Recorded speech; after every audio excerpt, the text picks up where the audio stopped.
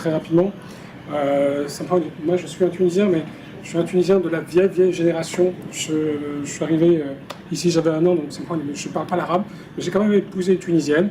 Donc voilà, mais mon cœur est avec le pays depuis longtemps. Je travaille, je suis le parcours Sciences Po, droit international, l'OACI, Organisation des Nations Civiles Internationales, Commission européenne, et puis je me suis occupé donc, par la suite de tous les programmes de libéralisation du ciel européen. Et je pense que j'ai dû satisfaire les employeurs et je suis rentré pour m'occuper de tout ce qui est commission des affaires industrielles au Parlement, avec aussi une fonction qui est liée à la partie ce qu'on appelait avant euro-arabe, qui est aujourd'hui euro-méditerranéenne.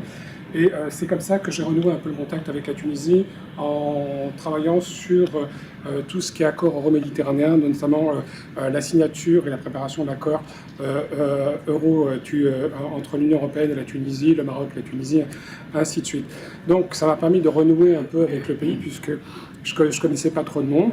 Et depuis, j'ai beaucoup travaillé, puisque je me suis occupé du programme de modernisation industrielle en Tunisie. Pourquoi la Tunisie peut-être, je dis bien peut-être, a des industries créatives si on s'y prend très très rapidement?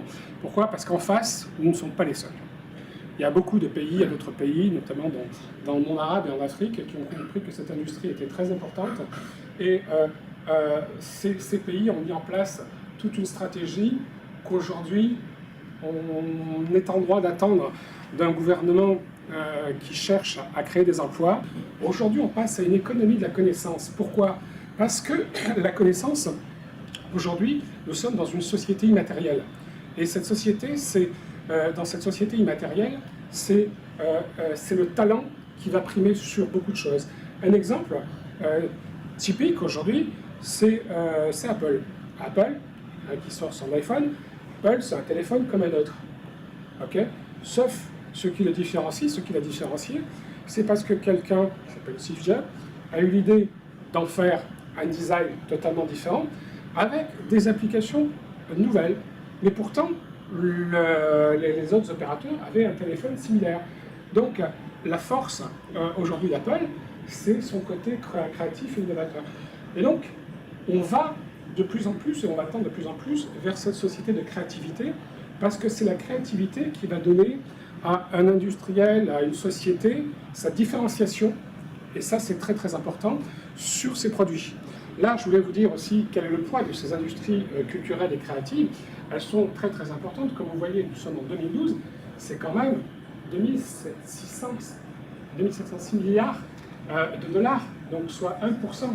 Donc aujourd'hui, les industries créatives culturelles, c'est le premier secteur industriel au monde. Donc, et c'est très très important. Quand on prend l'exemple de la France, regardez, c'est 546 000 emplois, il y en a 225 000 dans l'automobile et 152 000 dans les télécoms.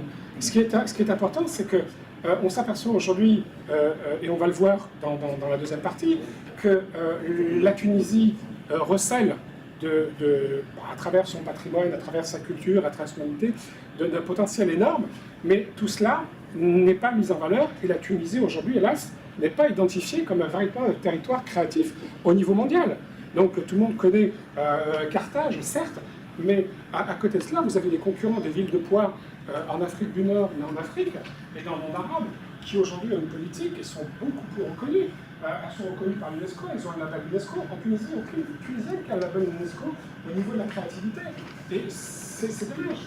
Donc, pourquoi la Tunisie n'est pas un foyer créatif? Là, c'est très rapide. Parce que certes, et là on va parler de l'industrie créative qui sont sur les jeux vidéo, les dessins animés, le design et la 3D. Donc on ne va pas aborder les autres industries créatives numériques, je parle bien digital, donc parce que cette industrie, elle est jeune. Et il n'existe aujourd'hui aucune cartographie de l'existant. Rien, il n'existe rien. Donc vous n'avez pas une idée du nombre d'acteurs, vous ne savez pas ce qui se passe réellement dans votre secteur pour pouvoir agir, pour pouvoir développer des stratégies. La majeure partie de cet écosystème, ce sont des petites structures. Et effectivement, c'est ce que j'expliquais tout à l'heure. Ce sont un ingénieur qui sort d'une école, il a son pote qu'il a rencontré. Ok, on monte un studio, on fait un petit jeu, on est devenus des champions. Et puis c'est parti. Mais c'est fragile tout ça. Ça ne tient qu'à un jeu. Mais ce qui est aussi très très important, c'est qu'il est difficile de trouver de la main-d'œuvre pour réaliser des projets de qualité. Et c'est pour ça que je voulais axer l'intervention vraiment sur la Tunisie, sur deux aspects, sur le jeu vidéo et le cinéma d'animation, qui à mon avis sont des secteurs qui peuvent créer et engendrer énormément d'emplois.